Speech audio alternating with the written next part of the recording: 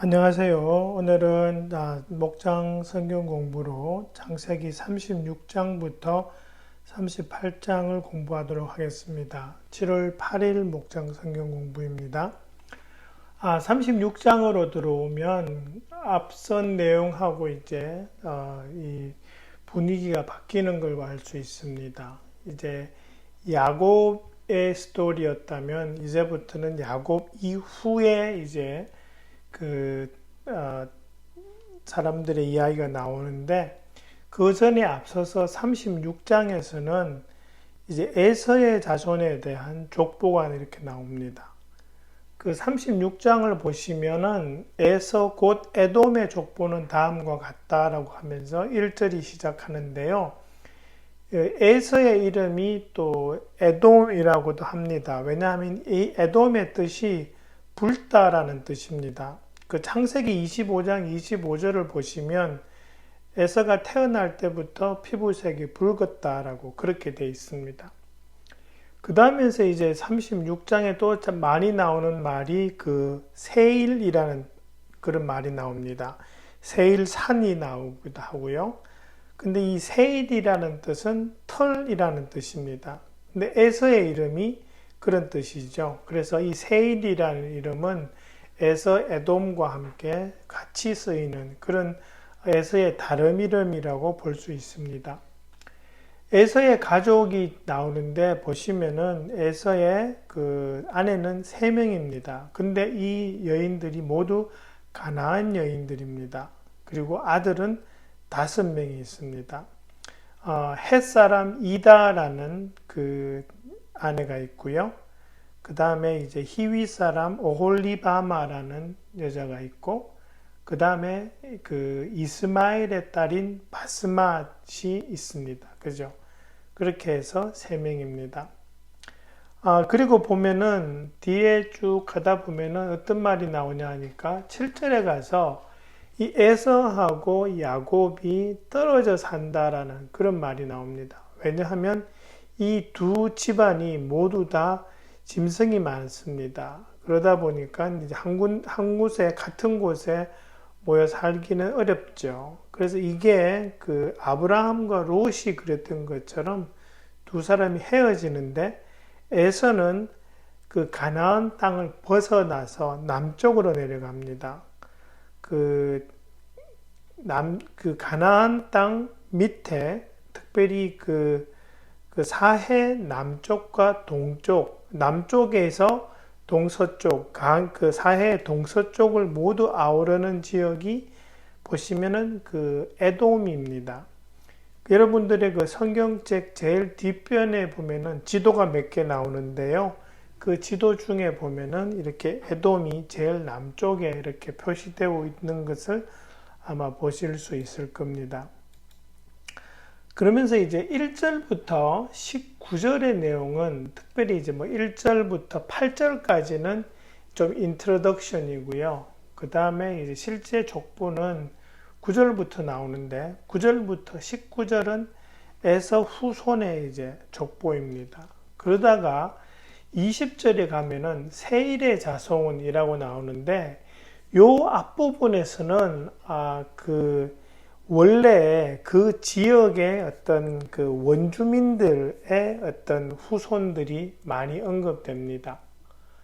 그 보시면 20절에 에돔 땅의 원주민들도 종족별로 갈리는데 이렇게 되죠. 그러면서 이제 호리 사람인 세일의 아들들에게 가서 닿는다 이렇게 돼 있죠. 그래서 보시면은 쭉 20절부터 30절까지는 그 원래 원주민인 호리 족속들에 대한 그 쭉 이제 나오는데, 가만히 보시면 31절에 가시면 에돔의 왕들 이렇게 되어 있습니다. 근데 여기서부터는 31절에 보시면 이스라엘의 왕이 없을 때에 이렇게 되어 있죠. 그러면서 쭉 나오는 사람들은, 이 사람들은 그냥 그 에돔의 왕들인데 이 사람들은 에서의 후손들입니다. 왜냐하면 쭉 가시다 보면은 뒤에 가서 43절에 이런 말씀이 있습니다. 이들의 에돔의 종족들이다. 종족들의 이름이 각 종족들이 살던 거주지의 이름이 되었다. 이렇게 돼 있어요. 그러니까 에서의 후손들이 되게 강성해진 거죠. 원래 그 세일 지역에 원래 오리지널 원주민들보다 더 강성해져서 그 지역을 지배하는 세력이 된 겁니다. 그러면서 이제 왕이 된 그런 모양들이 31절부터 39절에 이렇게 쭉 나오고 있는 거죠.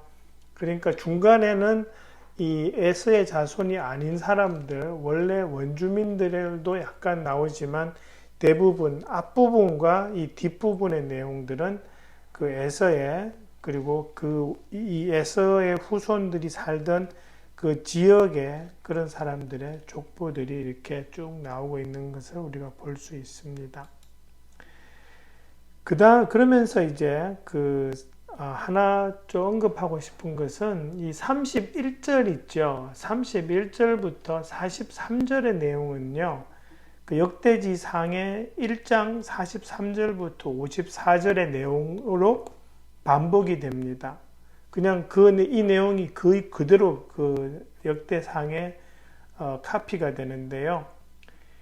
이 내용들에서 우리가 좀 볼 수 있는 것은 왜 여기에서 이 에돔의 왕 그러면서 에서의 후손들이 이 한 장 36장의 전체 한 장의 내용이 다 나오는가? 왜 에서가 그러니까 이 약속의 아들은 야곱이죠. 야곱의 자손들이 주가 되는 거기에 이 에서의 자손이 중간에 탁 들어오는데 이 이유는 어쩌면은 그 앞선 17장에서 나온 하나님의 약속과 관련이 있습니다. 그러니까 하나님께서 아브라함과 아내 사레를 여러 민족의 조상 그리고 여러 민족의 어머니가 되게 하겠다고 약속하셨습니다. 그게 17장 4절하고 17장 16절에 나옵니다. 이 지금 에서도 아브라함의 후손이죠. 그리고 그 후손이 지금 강성해져서 하나의 큰 민족을 이루고 있는 것을 볼 수 있죠. 그러면서 이제 하나님께서 하시는 그 아브라함에게 주신 약속의 말씀이 지금 여기에 이루어지고 있다는 것을 이 족보를 통해서도 우리가 볼 수 있다는 것입니다. 그러면서 이제 37장으로 넘어갑니다. 37장에 나오면은 이제는 야곱의 후손의 이야기가 나와야 될 시점입니다. 그죠?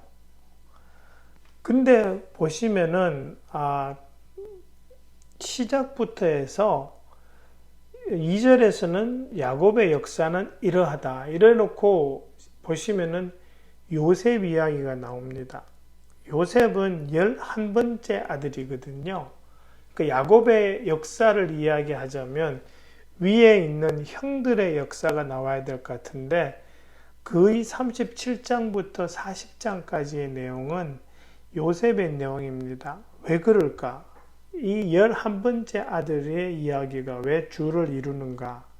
그것은 야곱 후손들에게 있어서 가장 중요한 사건은 출애굽입니다. 그리고 그 출애굽을 가능하게 하는 그죠? 이 야곱의 후손들이 이집트 땅으로 넘어가게 되는 그 계기가 되는 것이 바로 이 야곱의 이야기거든요. 이 요셉의 이야기거든요. 그러다 보니까 이 요셉의 이야기가 이 37장부터 이 주를 이룰 수밖에 없는 그런 상황이 되는 것입니다. 그러면서 이제 요셉을 보시면은 요셉은 3절에 보시면 이스라엘은 늙음하게 요셉을 얻었으므로 다른 아들들보다 요셉을 더 사랑하여 그에게 화려한 옷을 지어서 입혔다. 이렇게 됩니다. 막내는 사실은 베냐민입니다. 그죠? 그 요셉의 같은 어머니한테서 난 아들이죠. 그러면은 이 베냐민이 가장 사랑을 받을 아들 같은데 실제로는 요셉이 그렇습니다. 근데 이 야곱이 자기가 그 아들을 편애한다라는 것을 남들 다른 형제들과는 구별되는 그 옷을 입힘으로써 더 드러나게 합니다. 여러분, 다른 사람 이 길게 무릎 정도까지 내려오는 그런 옷인데요. 다른 사람들은 대부분 그냥 흰색 계통으로 단색으로 입는데 이 요셉만큼은 화려한 채색 옷을 입습니다. 그 옷이 너무 이렇게 고급지다 보니까 험한 일도 못할 것 아니에요. 그러니까 이제 보시면은 그 밭으로 나가서 일하는 거는 형들이 다 하는 그런 분위기가 이제 이어집니다. 나중에 39장에 가면은. 그러니까 이제 이 옷이 요셉이 다른 형제들에 비해서 튀게 만드는 것도 있지만 그 옷을 입음으로 인해서 험한 일도 안 하는, 그러므로 인해서 다른 형제들한테 시샘을 더욱 받았을 가능성이 있었을 그런 것을 우리가 이 옷을 통해서도 볼 수 있습니다. 그러면서 우리가 또 하나 볼 수 있는 것은 이렇게 야곱이 하듯이 한 자식을 편애하는 것이 좋지 않다라는 것을 알려주는 어떤 그런 예가 될 수도 있을 겁니다. 그러면서 이제 요셉에 있어서 가장 유명한 것은 꿈 이야기죠. 그죠? 요셉은 꿈과 관련된 그런 사람입니다. 두 개의 꿈을 꿉니다. 한 꿈에서는 형제들이 이렇게 곡식단을 묶고 있는데 요셉이 묶은 단은 우뚝 일어서고 나머지 형들이나 자기 11 형제가 묶은 그 곡식단이 요셉이 묶은 그 곡식단에 절을 하는, 그게 첫 번째 꿈이고요. 두 번째 꿈은 해와 달, 별 11개가 요셉에게 절하는 내용입니다. 해와 달은 아버지와 어머니가 되고요. 11개는 형제가 되죠. 그래서 모든 가족이 요셉에게 절하는, 다시 말해서 이 형제들 위에 요셉이 군림한다라는 그런 내용을 지금 나타내는데, 이 내용을 보면은 다른 형제들이 요셉을 좋아할 이유가 없는, 더 시샘하게 만드는 내용인데 요셉이 그것을 턱 이야기해 버립니다. 그만큼 요셉이 17살이나 됐는데도 아직 좀 성숙하지 못했다라는 것을, 그러니까 화려한 옷을 입으면서 그렇게 지냈다라는 것을 우리가 알 수 있는 그런 대목이죠. 그리고요, 그 다음에 또 보시면은 이 꿈 이야기가 나오는데, 그 창세기를 보시면 꿈을 통해서 하나님의 메시지를 듣는 내용들이 좀 많이 나오죠. 아비멜렉의 이야기, 20장에 나오는 아비멜렉의 이야기, 그리고 야곱도 두 번에 걸쳐서 꿈을 통해서 하나님의 메시지를 듣죠. 하나님을 또 보기도 하고, 그리고 또 이 40장으로 가면 이제 요셉이 꿈을 해몽하는 그런 내용들이 나옵니다. 그래서 이 하나님의 메시지가 꿈을 통해서 이렇게 전달되어지는 것이 참 많이 보이는데, 그 당시에는 꿈을 통해서 하나님께서 사람들에게 말씀하셨다면, 그럼 오늘날에도 그렇게 꿈을 통해서 하나님이 우리에게 말씀하실 수 있는가라는 그 생각을 좀 해볼 수 있는 거죠. 사실 지금도 꿈을 통해서 하나님이 우리에게 말씀하실 수 없다라고는 이야기를 못하죠. 가능은 합니다. 하지만 꿈보다는 다른 방법들이 더욱더 자연스럽습니다. 왜냐하면 우리에게는 성경이 있지 않습니까? 그죠? 하나님이 자신의 말씀을 드러낸, 하나님이 하나님이심을 드러낸 그 성경이 있고요. 그리고 성령님이 역사하십니다. 성령님께서 우리에게 감동을 주시기도 하고 말씀을 읽을 때 조명도 해주시고요. 그리고 우리가 어떤 기도를 했을 때 기도 응답을 통해서도 하나님이 우리에게 메시지를 전달하시고요. 그리고 다른 사람들 통해서, 예를 들어서 설교나 또 목장 식구들 또 이 목장 나눔 시간을 통해서도 하나님께서 우리에게 말씀하실 수 있고요. 또 환경을 통해서도 말씀하십니다. 그죠?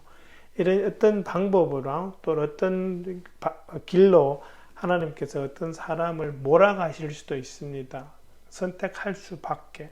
그러니까 환경을 통해서 하나님이 인도하시는 모습들이 우리가 볼 수 있는, 그러니까 하나님이 우리에게 말씀하시는 그런 여러 방법들 중에 우리가 생각할 수 있는 것들이 예전보다는 훨씬 더 많다라는 것을 우리가 알 수 있습니다. 그 다음에요, 이제 지나가면은 38장으로 나옵니다. 그죠? 근데 38장은 참 좀 더 이상한 내용이 나오죠. 38장은 유다에 관한 내용입니다. 유다와 유다의 며느리에 관한 이야기죠. 1절에 보시면 유다가 형제들에게서 떨어져 나가 히라라고 하는 아둘람 사는 사람이 사는 곳으로 가서 살았다. 이렇게 되어 있습니다. 그죠? 그러니까 이 유다가 형제들에게서 왜 떠나갔는지, 왜 떨어져 살았는지 그 이유는 잘 안 나옵니다. 예를 들어서 요셉을 이 37장에서 형제들이 요셉을 미디안 이스마엘 사람들한테 팔아버리죠. 그리고 난 다음에 팔린 요셉이 이제 보디발 이집트 바로의 경호대장인 바로의 집에 종으로 그렇게 노예로 팔려갑니다. 근데 그렇게 한 시점이 지났으니까 유다한테는 그것이 머리에 이렇게 딱 박혔을 수도 있죠. 그래서 요셉과 관련된 그러한 기억 때문에라도 떨어져 나가서 살았을 수도 있고요. 또 한편으로는 형제들에게서 떠나가서 돈을 좀 벌고 싶지 않았나라는 그런 또 추측도 가능합니다. 정확한 건 모르지만 일단 유다는 자기의 가족들로부터 떠나서 그렇게 삽니다. 그러면서 이제 유다가 가나안 여자와 결혼합니다. 뒤에 2절에 보시면 가나안 사람 수아라는 사람의 딸을 만나서 결혼하였다 하고 나온 뒤에 보시면 아들을 셋 낳습니다. 에르, 오난, 그 다음에 뒤에 지금 막내 이름이 셀라죠. 그러니까 11절에 보면은 아들 세 번째 아들 이름이 나오는데요. 여기서 하나 좀 보실 수 있는 것은 아브라함은 자기 아들 이삭을 가나안 여자와 결혼시키지 않으려고 했죠. 이삭도 마찬가지입니다. 그죠? 야곱의 아내를 자기 외삼촌 동네에 가서 찾게 했죠. 그런데 보면 야곱은 그런 이야기를 안 한 것 같아요. 아니면 했는데도 아들들이 무시했는지는 모르지만 하여튼 야곱이 아들들에게 가나안 여자와 결혼하지 말라라는 그런 말을 한 기록은 창세기에 나오지 않습니다. 그러다 보니까 이제 이 유다가 가나안 여자랑 결혼해서 아들을 낳죠. 근데 이 아들이 악했나 봅니다. 그러다 보니까 하나님께서 애를 큰 아들을 죽게 하시죠. 그 당시에 이제 형사 취수의 어떤 그런 게 있었던 것 같아요. 그런 면들이 이제 나옵니다. 그런데 그 이야기를 넘어가기 전에 이 38장에서 나오는 유다의 삶을 보면 특별히 성적으로 이렇게 온전하지 못한 모습, 그리고 나중에는 진짜 자기 며느리와 이렇게 관계를 해서 아들을 낳는 그 모습을 보면 그 모습이 38장에 나오고요. 그리고 39장부터는 요셉에 관한 이야기가 나오는데 보시면은 우리는 요셉이 하나님께서 원하시는 그러한 삶을 살기 위해서 이 보디발의 아내의 어떤 그런 유혹도 뿌리치면서 올바르게 살고자 하는 그런 모습이 쭉 나오는 것을 봅니다. 그런 이 요셉의 삶과 38장에 나오는 이 유다의 삶이 정말 이렇게 극명하게 대조가 되고 있다는 것을 우리가 한번 좀 생각해 볼 수 있습니다. 그 유다 후손들에게는요, 그게 하나 또 있죠. 어떤 게 있냐니까 지금 이 아들들, 첫째 아들과 둘째 아들이 그냥 죽습니다. 첫째 아들은 하나님이 죽게 하셨고, 둘째 아들 오나는 형사치수, 형이 죽었기 때문에 형수와 결혼해서 그 아들을 낳아주는, 그죠? 형의 이름을 가진 아들을 낳는 그 관습이 그 당시에 사회적으로 인정이 되고 있었고 행해지고 있었습니다. 근데 이 오난이 그것을 하기를 싫어합니다. 왜냐하면 아들을 낳으면 자기 아들이 안 되니까요. 그래서 이 오난이 하나님 보시기에 악한 행동을 해서 죽게 하십니다. 그래서 졸지에 유다의 첫째와 둘째 아들이 죽습니다. 그러다 보니까 이 유다가 이 셋째한테 이 다말과 결혼시켰다가는 셋째도 죽을지 모르겠다 싶어서 셋째랑은 결혼을 안 시킵니다. 그러다가 이 나중에 유다가 이렇게 일종의 창녀를 만나러 가는 거죠. 근데 다말이 창녀처럼 이렇게 와서 유다를 만나게 되고, 그리고 정말 자기 시아버지랑 이렇게 성적으로 관계를 해서 임신을 하게 되는 거죠. 그러다 보니까 이 유다는 자기 며느리가 임신했다는 소리를 듣고 화가 났는데, 나중에 그 다말한테서 이렇게 보여지는 게 있죠. 자기가 예전에 그 창녀인 줄 알고 만났던 그 여자에게 주었던 자기 도장이 거기 나오는 거죠. 그죠? 그러다 보니까 이제 깨닫는 거죠. 그때 자기가 창녀인 줄 알았던 그 사람이 자기 며느리라는 걸 알게 되죠. 그러면서 이제 그게 그 26절에 보시면 유다는 거기서 이제 자기 며느리를 화형시키려고 그러다가 다 그만둡니다. 그리고 이제 다말이 해산을 합니다. 근데 이 안에 쌍둥이가 들어 있습니다. 그 쌍둥이가 이제 세라와 베레스입니다. 근데 베레스가 바로 다윗 왕의 할아버지입니다. 그러니까 거기서 이제 나오는 그 계보에 쭉 내려가면은 예수님이 나오는 거죠. 그러니까 이제 이 유다가 어떻게 해서 다윗 왕 그리고 예수님의 계보에까지 연결되어지는지가 38장에 나오는데, 근데 이 과정이 그렇게 깨끗하지는 못합니다. 그러니까 그만큼 이 예수님의 계보 안에도 참으로 입에 담기 곤란한 그런 내용들이 있다라는 것이고요. 이런 걸 또 생각해 볼 수 있습니다. 만약에 예수님의 계보가 정말 이렇게 너무나 깨끗한 사람들만 다 이루어져 있다면, 누군가는 또 이거 지어낸 이야기라고 할 수도 있겠지만, 지어낸다면 이런 이야기는 예수님의 계보에 들어가지가 않겠죠. 그죠? 그런 걸 보면서 이 유다와 다말의 이야기가 사실이라는 것을 우리가 좀 더 확신할 수 있는 그런 근거가 되기도 합니다. 그래서 요거까지 이제 38장의 내용에서는 그 정도까지 저희들이 다루는 것으로 하겠습니다. 예, 그렇게 잘 살펴보시고 목장 식구들과 나눠주시기 바랍니다. 감사합니다.